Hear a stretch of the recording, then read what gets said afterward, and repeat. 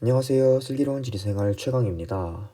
네, 지난 2023년 9월 6일에 실시된 2024학년도 9월 모의평가 세계지리 총평 시작하도록 하겠습니다. 좀 굉장히 업로드가 늦어진 점 죄송합니다. 지금 9월 23일인데 거의 2주가 넘었죠. 근데 제가 종강이 아니죠. 개강을 하고 좀 바쁘기도 하고 학기 초에 블로그도 좀 늦게 올려서 네, 좀 늦게 찍게 됐습니다. 아무튼 어차피 이건 제 만족, 자기 만족을 올리는 거니까 어차피 보실 분들은 보시고 안 보실 분들은 안 보시기 때문에 그냥 한번 다시 영상을 찍게 되었습니다. 그래서 이번 영상은 어떻게 갈 거냐면 문제를 하나하나 더 설명해 드리기보다는 제가 지리를 좋아하는 사람으로서 이번에 문제를 평가원이 어떻게 냈는가, 어떠한 의도를 가지고 또한 어떻게 주목할 만한 그런 쟁점, 그러니까 이번에 평가원은 이런 식의 문항을 조금 힘을 주고 어떤 문항은 또 힘을 뺐다, 이런 식으로 좀 저의 개인적인 시선을 말씀드리고 싶습니다.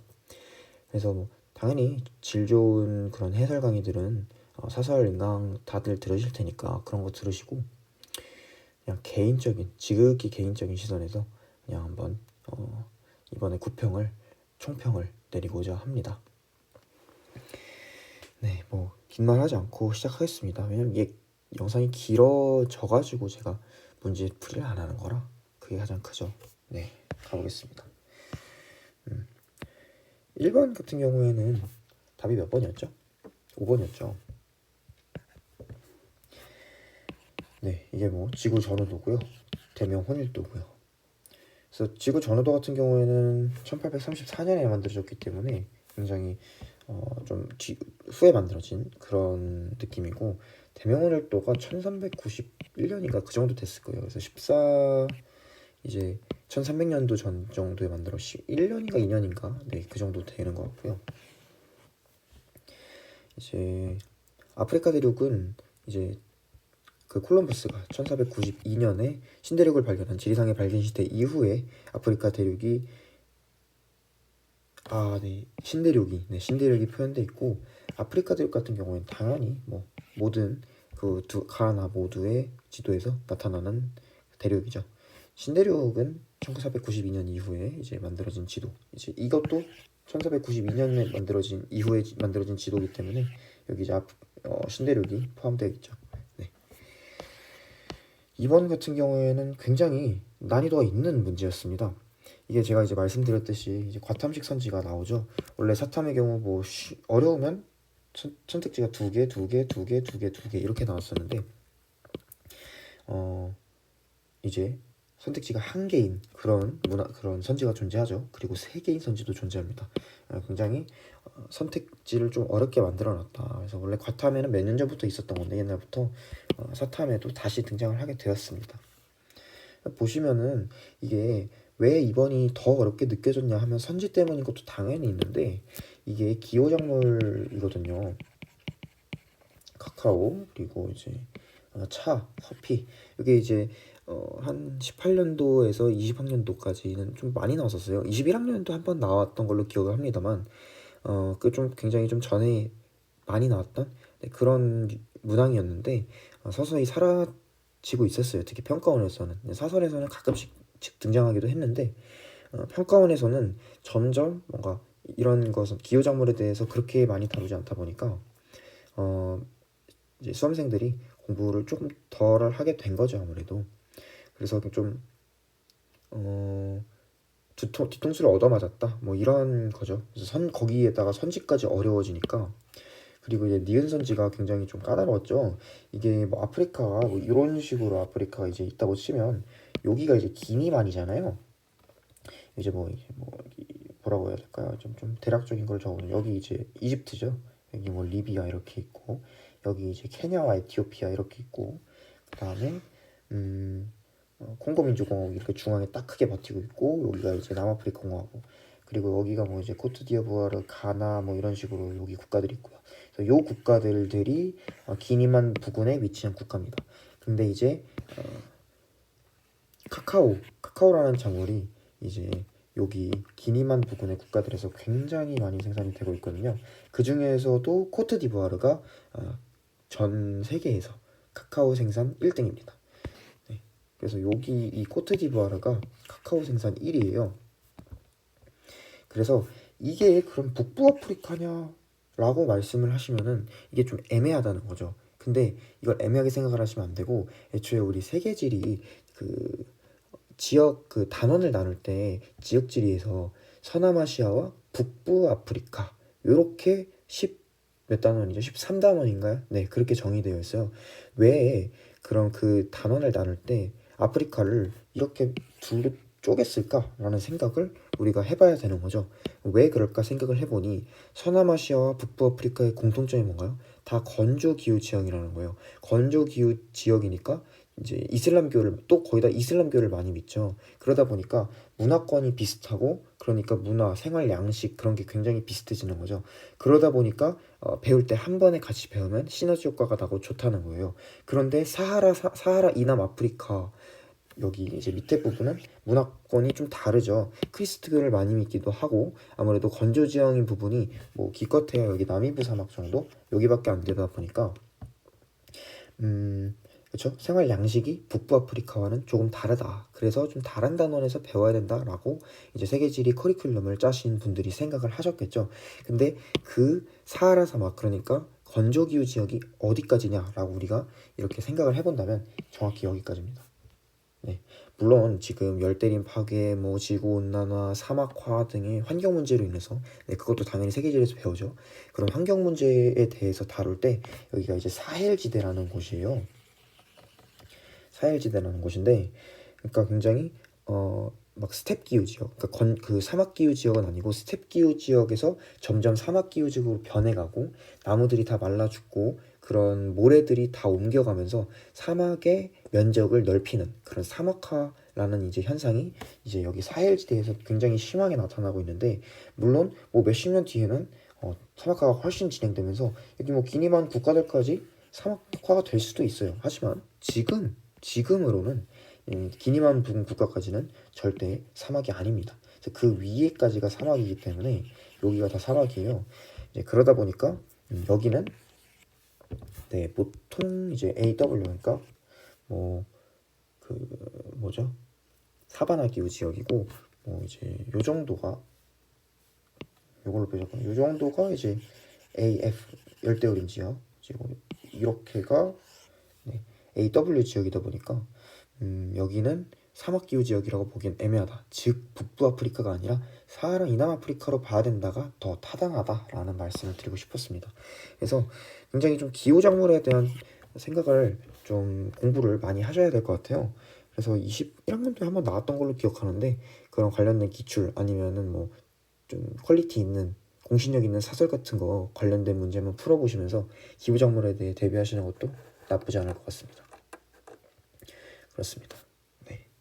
아무튼 뭐 2번 답이 뭐였죠? 3번이었나요? 네. 그리고 이제 3번 답 같은 경우에는 3번이었습니다. 여기서 좀 주목할 만한 거는 뭐 2번과 4번 선지 정도가 있는데 5번 선지까지 한번 볼게요.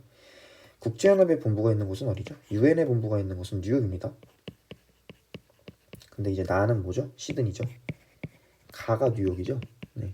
그래서 3번 선지가 맞으려면 여기 나가 아니라 가가 들어가야 2번 선지가 맞는 거죠. 네. 네. 아까 3번이라 방금 3번이라 말했는데 2번입니다. 네. 그래서 3번 선지 다시 보시면 계층이 높다. 네. 세계 도시에서 가장 계층이 높은 세계의 최상위 세계 도시가 뉴욕, 그리고 이제 도쿄, 그리고 런던 세 개가 있는데 가는 나보다 계층이 높다가 맞는 말이죠. 그래서 3번이 답인 거고 4번의 경우 가는 나보다 나는 가보다 2023년 이 문제가 이제 어떤 문제냐라고 이제 물으신다면은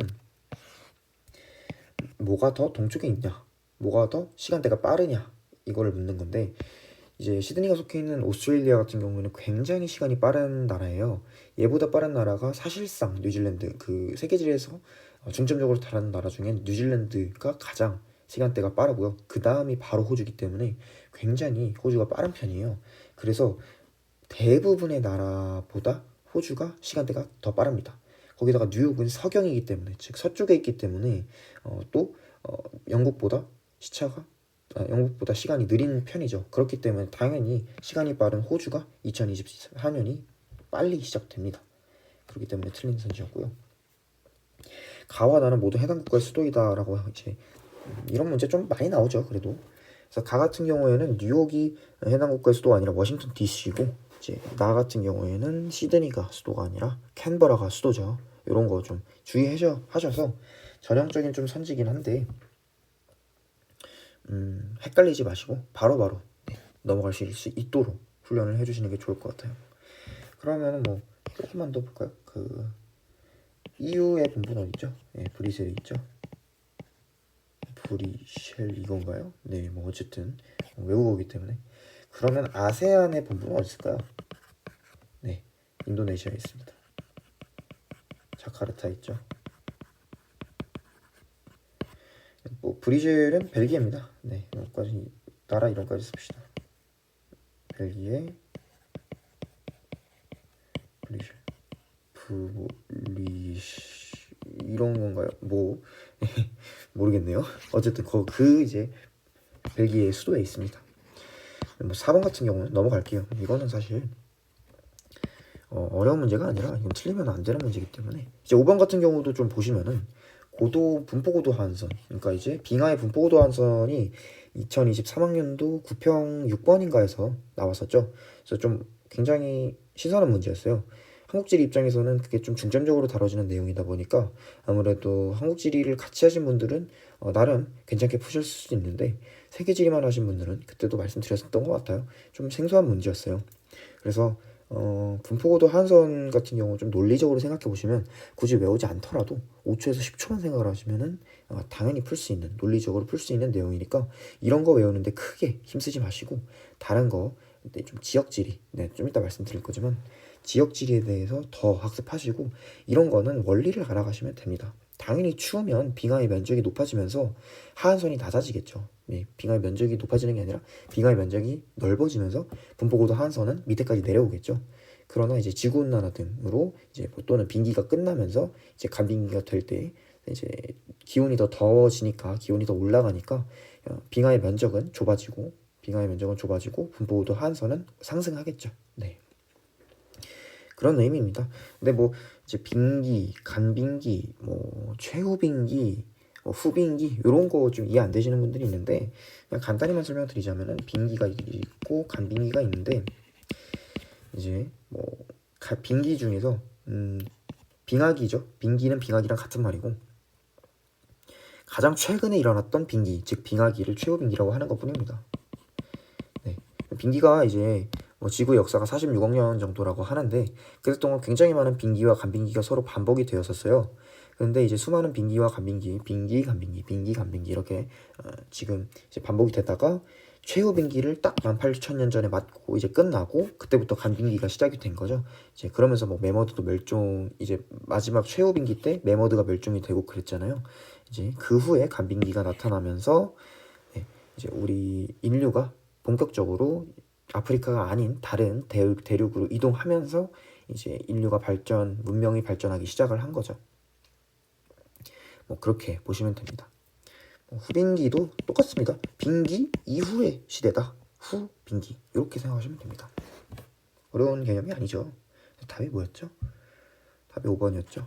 네, 그 니은 선지도 굉장히 좀 보면 굉장히 뭔가 뭐지? 이런 문제가 있었나 싶은데 우유노수 같은 경우에는 이제 안데스 산맥이 이렇게 위치해 있는 이유로 이제 설명드릴 수 있는데요. 이제 해영판과 대륙판의 충돌로 안데스 산맥이 만들어졌잖아요. 그러면서 이제 대륙판이 융기를 하면서 안데스 산맥이 만들어지면서 이 바다였던 이 바닷물을 산맥 위쪽에 이제 바닷물이 산맥 위쪽에 이렇게 갇힙니다. 그런데 이게 햇빛에 의해서 증발을 합니다. 그러면서 이제 소금기만 염분만 남게 된 게 우유니 사막이고요. 뭐 이제 굉장히 비가 또 내리면서 또 파인 곳에 비가 내리면서 또 비가 들어찼겠죠, 물이. 그러면서 남긴 게 우유니 호수입니다. 그래서 이거는 그냥 지각 활동으로 인해서 판의 이제 충돌로 인해서 만들어진 지형인 거지 지하수의 지표 줄이랑 전혀 상관이 없습니다. 그래서 이제 니은도 틀린 선지가 되는 거고요. 6번은 그리 언급하지 않겠습니다. 답이 5번인데 이제 말씀을 드리자면 6번이랑 16번 같은 경우에 답이 5번이었는데 이 두 기호 문제가 정말 어렵지 않았어요. 쉬웠습니다. 그래서 이번에 24학년도 9평에는 평가원이 그 기후 문제를 그냥 기후 문제에 힘을 뺐어요. 그냥 아예 그냥 대놓고 이번에 기후 문제 쉽게 내줄게. 다른 거 어렵게 냈으니까. 약간 이런 느낌이에요. 그래서 기후 문제는 사실 틀리셨으면 안 됐을 것 같아요. 네, 그래서 미리 말씀드렸고요. 그래서 6번은 그냥 넘어가겠습니다. 뭐 낫길이나 이런 거 같은 경우에는 차근차근 이것도 논리적으로 생각을 하시면 되고요. 7번은 좀 별로 안 어려웠거든요. 근데 정답 오답률이 굉장히 낮더라고요. 오답률이 굉장히 높더라고요. 그래서 그냥 사실 뭐 광물 많으니까 칠레고 공산품 많으니까 멕시코고 뭐 얘네 둘 중에 농립축산물의 비율이 높아서 1인당 GDP도 좀 낮고 이제 국가의 좀 뭐라 그래야 되지? 뭐라 그래야 될까요? 좀 성장 잠재력이 낮고 약간 그런 느낌의 아르헨티나 그리고 브라질 이런 식으로 좀 그냥 바로 정했거든요. 근데 가와 나를 일단 구분하기가 헷갈렸고 그다음에 선지 판단이 좀 어려웠다는 평가가 많더라고요. 왜냐하면 이제 브라질이 남북반구에 걸쳐 있고 막 다는 북반구에 위치한다. 뭔가 막 이러면서 좀 헷갈리게 선지를 만들어 놨고 이제 국경 접하고 있다 이런 선지가 굉장히 많이 나오고 있거든요. 지금 이 선지가 정말 와 많이 나옵니다. 그래서 여기서 알아야 될 게 뭐냐면 이 3번과 5번 선지 그리고 2번까지 알아둬야 될 게 뭐냐면 지구본을 정말 어느 때보다 그 어느 수능 때보다 더 확실하게 머리에 끼워놓고 있어야겠구나라는 생각이 또 들더라고요. 7번의 선지를 보고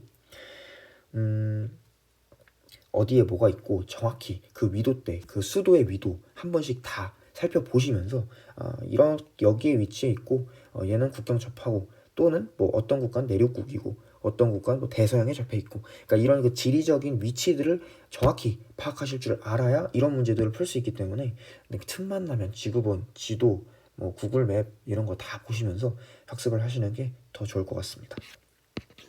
답이 몇 번이었죠? 4번, 5번이었네요. 네, 잠시만요.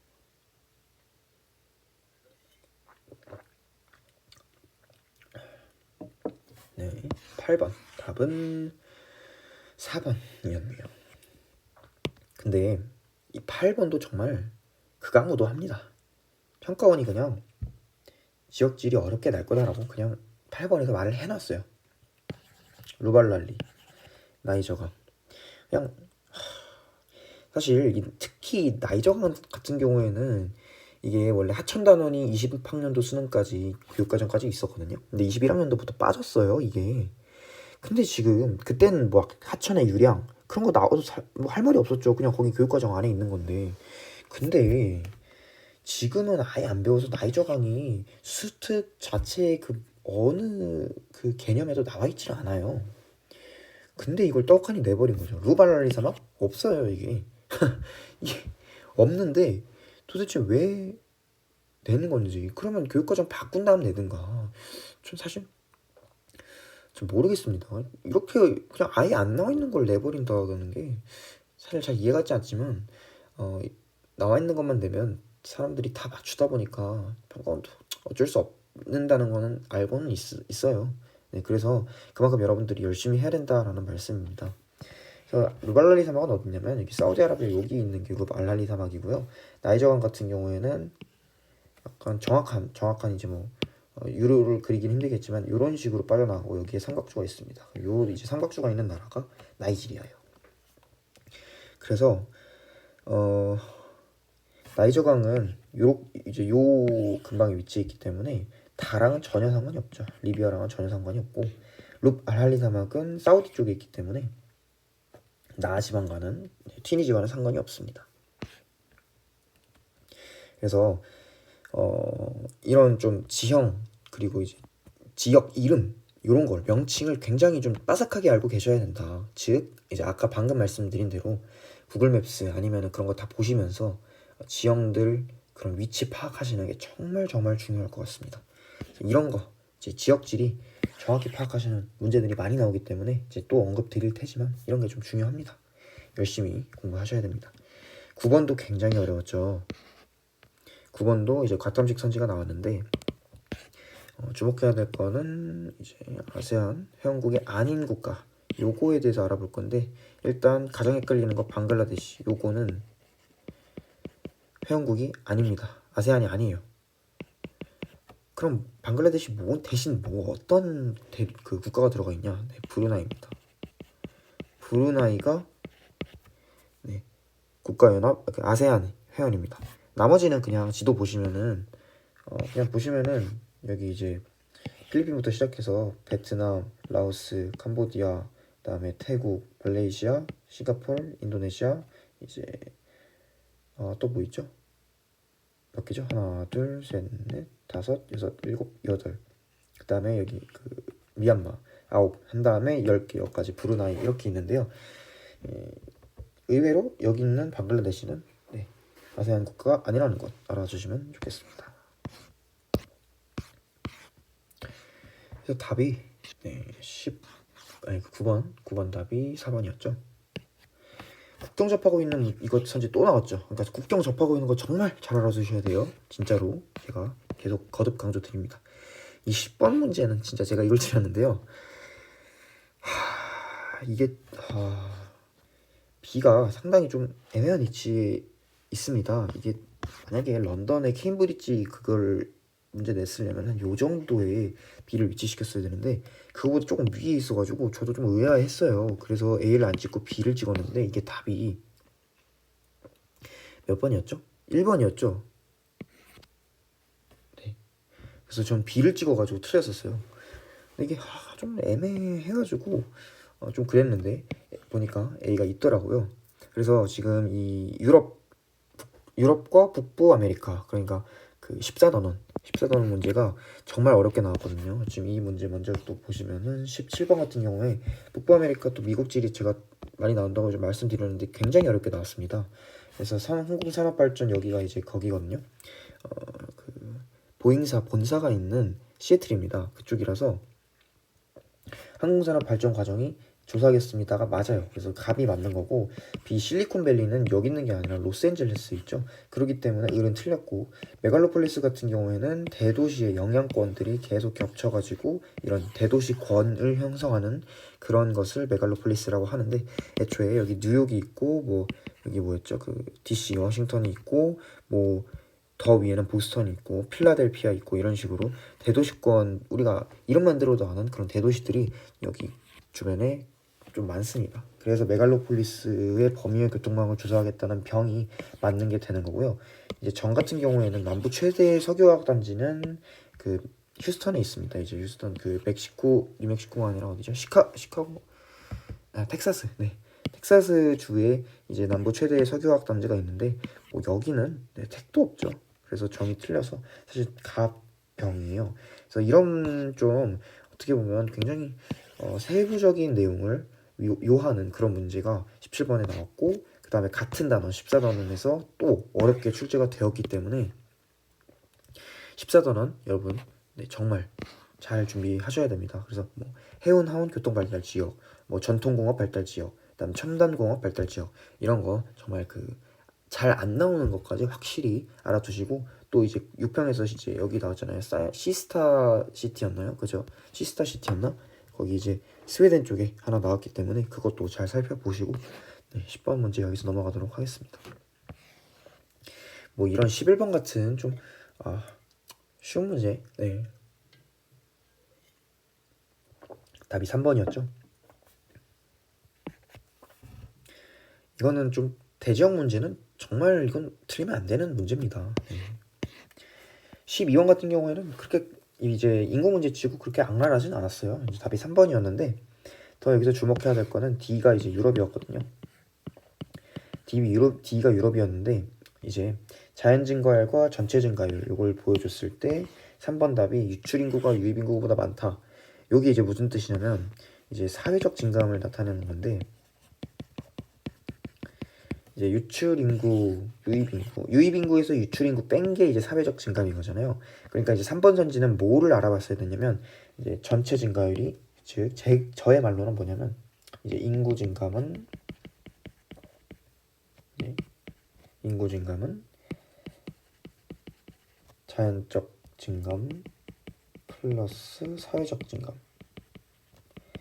저는 이제 친구들한테 또는 과외생들한테 이렇게 가르치거든요. 같은 말입니다. 뭐 전체 증가나 인구 증감이나 이제 뭐 똑같은 거예요.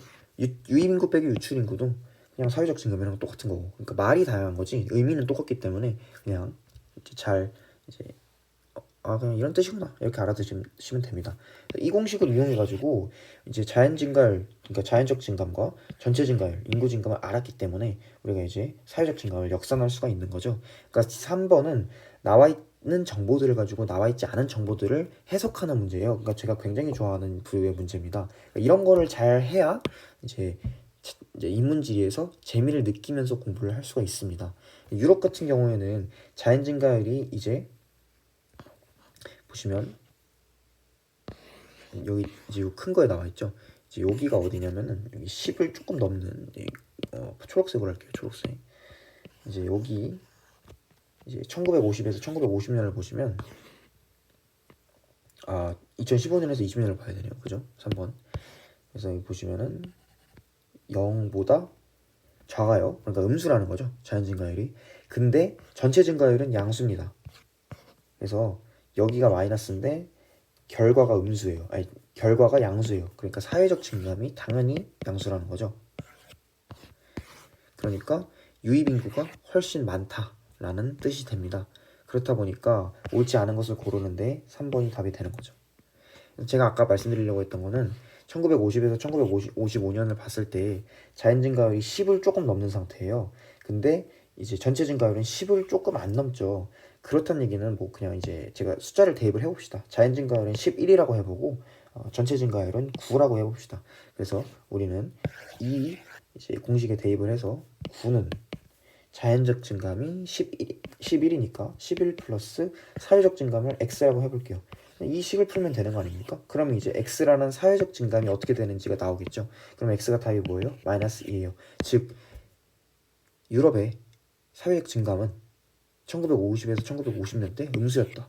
뭔가 유럽이라는 국가는 옛날부터 잘 살아가지고, 왜냐하면 18세기 영국의 산업혁명을 시작으로 굉장히 그런 이제 서양 열강들의 발달된 무기를 통해서 그런 어떤 지배와 정복을 식민지 정책을 통해서 펼쳐나가고, 이제 그걸 계기로 굉장히 강해졌었던 그런 많은 그런 나라들이 유럽에 있기 때문에 옛날부터 다 강하니까 그쪽으로 좀 인구가 모여들지 않았을까라는 생각을 하게 되는데, 생각보다 1950년대에는 유럽이 인구 유출이 유입보다 어떻게 됐다는 거예요?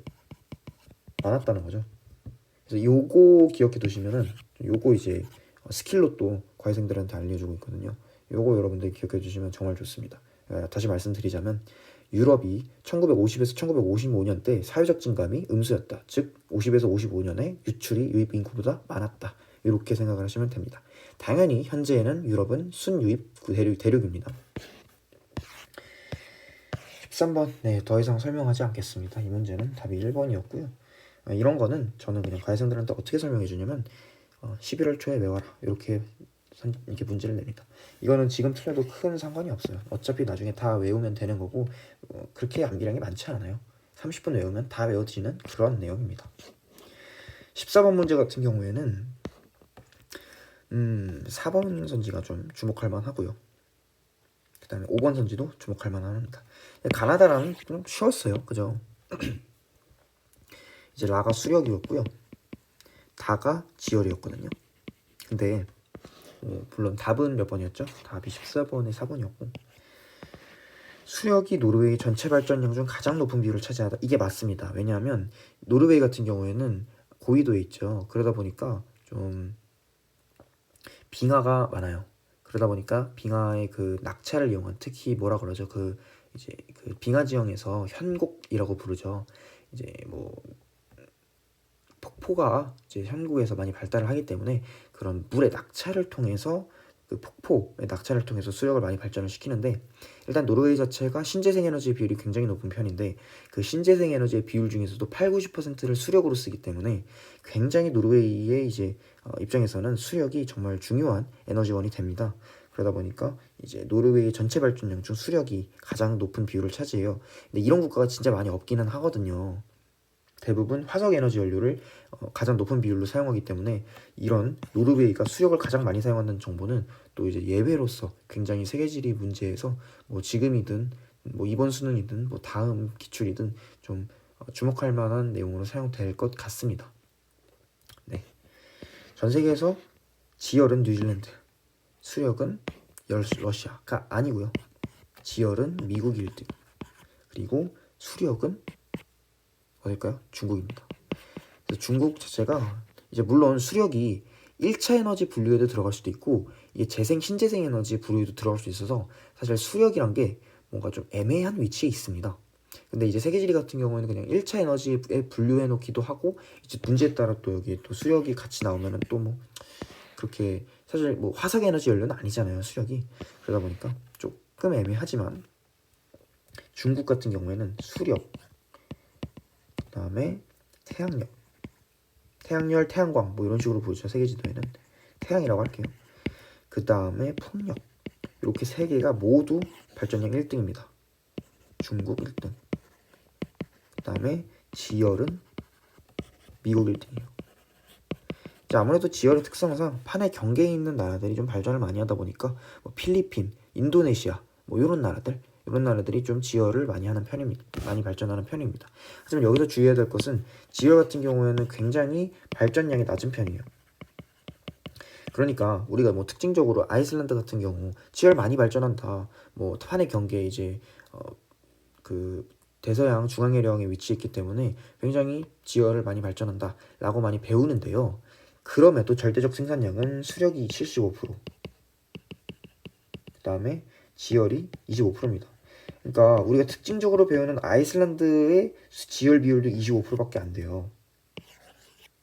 그래서 다른 뭐 미국이 제일 많이 발전한다 하지만 미국 내에서는 당연히 그 화석 에너지 연료가 압도적으로 많고요. 지열은 정말 몇 퍼센트 안 됩니다. 그렇기 때문에 지열은 절대적인 발전량이 적기 때문에 다른 뭐 미국 1등이라 그래서 미국 1등 뭐 지열 엄청 많이 생산하나 보다 라고 생각하지는 않으셨으면 좋겠습니다. 그래서 비율상으로는 퍼센트가 다른 에너지와 비교했을 때 정말 낮은 편이기 때문에 그런 절대적 양과 상대적 비율에 속지 않으셨으면 좋겠다는 말씀 드리고 싶습니다. 15번 같은 경우에는 이것도 좀 정답률이 그렇게 높지 않더라고요. 좀 낮더라고요. 조금 좀 의아하긴 했습니다. 이게 좀 힌트가 확실해서 괜찮았는데 뭐 인구 밀도가 높은 거 2개, 낮은 거 2개 있는데 딱 봐도 여기는 이제 이집트는 1억이 넘어가고 이제 사우디와 카자흐스탄이 이제 초원지대 그리고 사막지대에 있기 때문에 좀 인구 밀도가 낮다라고 생각해서 여기가 나라, 여기가 가다 이렇게 해가지고 좀 카테고리 분류해서 풀면 될 것 같은데 조금 수험생들의 숙련도가 좀 부족하지 않았나라는 생각이 듭니다. 그래서 나라 중에 이제 카자흐스탄과 사우디가 있는데 그 둘을 비교했을 때 당연히 국내 총생산은 사우디가 높고 그 다음이 이제 카자흐스탄이 되는 거고요. 가나다를 했을 때 인구 밀도는 사실 비슷해서 터키와 이집트를 비교하는 그런 힌트로는 써먹을 수가 없고 1차 산업 비율이 다가 좀 높은 편, 그리고 국내 총생산은 당연히 터키가 더 높겠죠. 이제 인구수를 고려를 해보더라도 뭐 사실 이집트가 뭐 그리 잘 사는 나라는 아니기 때문에, 그리고 1차 산업 비율이 얘는 높네요. 생각을 해보니까 얘는 나일강 중심으로 나일강에서 뭐 이제 오아시스 주변에서 오아시스 농업을 한다든지 아니면 뭐 이제 나일강 주변에서 쌀을 재배한다든지 그런 식으로 굉장히 좀 농업 생산의 비율이 좀 높은 편입니다.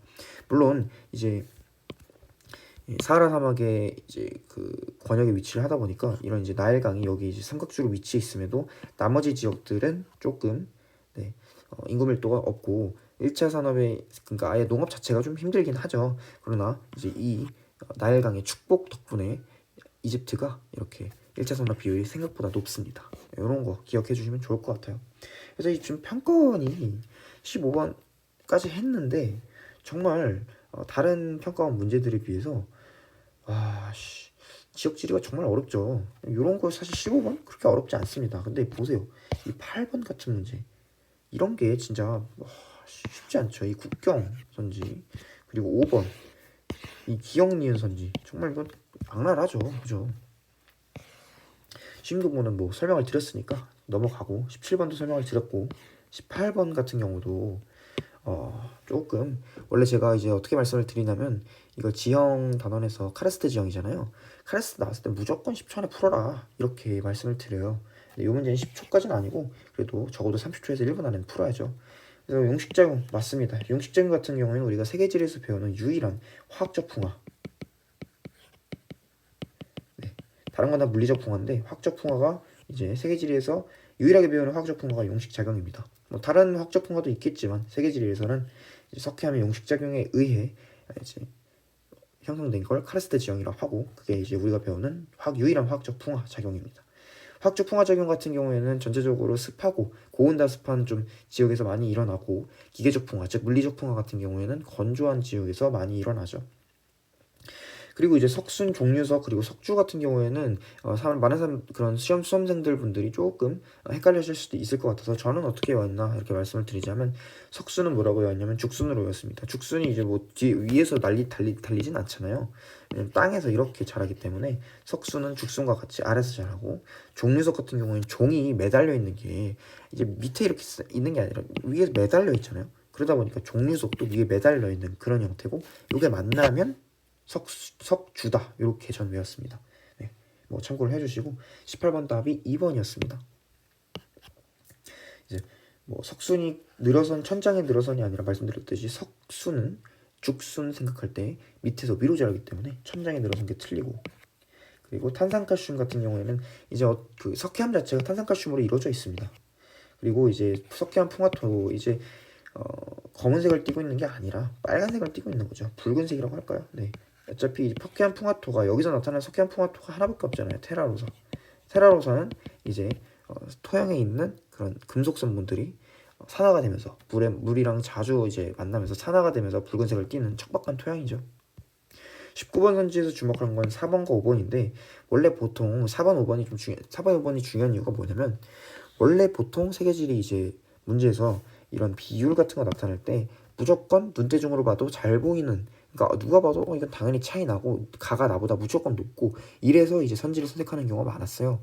근데 이번에는 눈대중으로 파악을 할 수가 없는 게 여기 x축은 100단이고 y축은 20단입니다. 그러다 보니까 이 비율로서 판단하기가 어렵죠. 뭔가 이렇게 되면은 가로는 짧고 세로는 길이가 뭔가 세로로 더 길 것 같은데 얘는 90밖에 안 되고 얘는 250이라는 거죠. 그러다 보니까 좀 직접 비슷한 숫자를 써가면서 이제 4번 선지를 그 5번 선지를 판별해 나가는 그런 시간이 필요했습니다. 그래서 이 4번이 답이었는데요. 4번, 5번 같은 문제가 의도적으로 시간을 플러스 시키려는 평가원의 의도로 보입니다. 그래서 시간 단축을 다른 선지와 다른 문제에서 확실하게 빠르게 확실하게 정확하게 푼 다음에 이런 19번 같은 이런 4번 5번 문제에서 패닉을 하지 않고 빠르게 문제를 신속하게 정확하게 풀어갈 수 있도록 하는 훈련이 필요하다고 생각을 합니다. 그래서 사실 2021학년도 2022학년도 수능까지는 뭔가 타임어택이 그렇게까지 심하지 않다라고 느꼈었는데 23수능부터 확실히 문제 푸는 시간이 늘어났다라고 생각이 들더라고요. 지금 이번 부평도 제가 물론 17번밖에 안 걸리긴 했는데 이런 19번 같은 선지 수능에서 만나면 사실 그런 눈이 하얘질 수가 있거든요. 머리가. 그러면은 귀찮지 마시고 바로 20번으로 넘어가십시오. 세계지리 20번 같은 경우에는 생각보다 그렇게 어려운 문제가 나올 확률이 높지 않아요. 물론 23학년도 수능에는 20번이 좀 어려운 축에 속한 문제였는데 대부분 뭔가 그렇게 어렵지가 않아요. 지금 이번 20번도 정말 쉬웠죠. 답이 1번이었는데 그냥 10초 만에 풀 수 있는 문제였어요. 스리랑카 당연히 불교, 파키스탄 당연히 이슬람교, 포르투갈 당연히 그리스도 이런 진짜 10초 만에 풀 수 있는 문제여서 만약에 이 4번, 5번 20번 하나 남았는데 이 4번, 5번 가지고 고민하다가 막 3분이 날아갔어. 그럼 진짜 수능 가서는 이건 패닉이 오거든요. 그러면 그거 오기 전에 바로 다음 문제로 넘어가셔서 문제 다 푸시고 마지막에 편하게 OMR까지 작성하시고 19번만 남겨둔 채로 시간 뭐 3분 이렇게 남았을 때 천천히 마음 다지시면서 4번, 5번 이런 식으로 선지 분석하시면 수능에서도 당황 크게 하지 않고 차근차근 이렇게 억울하게 문제 틀리는 일 없이 할 수 있을 것 같습니다. 정말 진짜 제가 속사포 랩을 통해 가지고 20번까지 좀 살펴봤는데요. 제가 뭐 전체적인 문제풀이 방법을 설명드린 건 많이 없죠. 뭔가 어떤 메커니즘을 가지고 있고 평가원이 이런 기조를 24학년도엔 품고 있는 것 같다, 갖고 있는 것 같다. 그리고 뭔가 수특에 전형적으로 나와 있는 내용보단 이런 거 있죠. 이런 거 기억하시면 정말 정말 좋거든요. 그리고 지열이 절대적 생산량이 낮다. 뭐 이런 거는 수치에 직접적으로 나와 있지 않고 그 이제 관련 자료를 분석하고 문제를 많이 풀어봐야지만 좀 체감을 할 수 있는 거예요. 그래서 제가 좀 대신 풀어보고 여러분들께 말씀드리는 거니까 네, 좀 질문 같은 거 있으시면은 또 댓글로 써서 질문해 주시면 좋을 것 같고, 제가 이런 이제 이런 거 많이 나오고 있고 이런 좀 대세선지 네, 그런 거 좀 많이 알려드렸으니까 어떻게 공부해야 될지도 제가 좀 언급을 드렸었고, 좀 보시면서 내가 어떻게 공부를 해야겠다. 지금 사실 수능이 2달도 안 남았잖아요. 그래서 진짜 실제로 공부할 수 있는 시간은 또 2달이 아니에요. 1달 반 정도밖에 안 됩니다. 또 10월 넘고 11월 초쯤 되면은 공부가 손에 안 잡혀요. 그래서 그때는 실무나 아니면 기출 같은 거 계속 풀면서 실력을 올린다라는 느낌보다는 사실 지금도 실력을 올리기에는 그렇게 충분하지는 않은 시간이죠. 네, 그래서 1달 반 정도 시간 참으면서, 아무래도 저도 2년 전엔 수험생이었다 보니까 이 기분을 정말 누구보다 잘 알고 있습니다. 그럼에도 여러분들께 당부드리고 싶은 거는 포기하지 마세요. 포기하지 않는 사람에게 운도 따르는 거고, 준비된 사람에게 이제 그런 요행도 오는 거죠. 그래서 일단 네, 그 해설 영상은 여기까지 하도록 하고,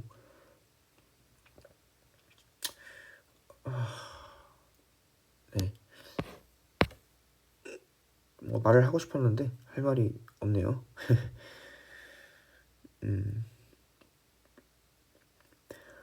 요즘 좀 과외를 하고 있는데 확실히 세계질이 더 어려워졌습니다.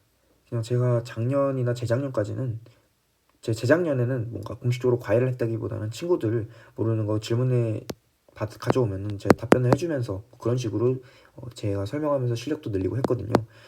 작년까지는 정말 세계질이 괜찮아, 이 정도면 솔직히 1등을 받을 만한 정도다, 이렇게 생각을 했는데 확실히 올해부터는 난이도가 좀 어려워지니까 더 열심히 과외생들에게 좀 더 열정을 쏟아야겠구나, 시간을 쏟아야겠구나라는 생각이 들더라고요.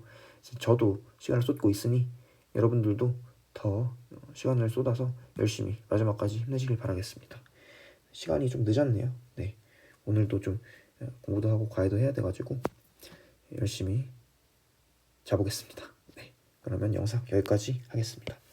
마무리할게요. 네, 지금까지 슬기로운 지리생활 최강이었습니다.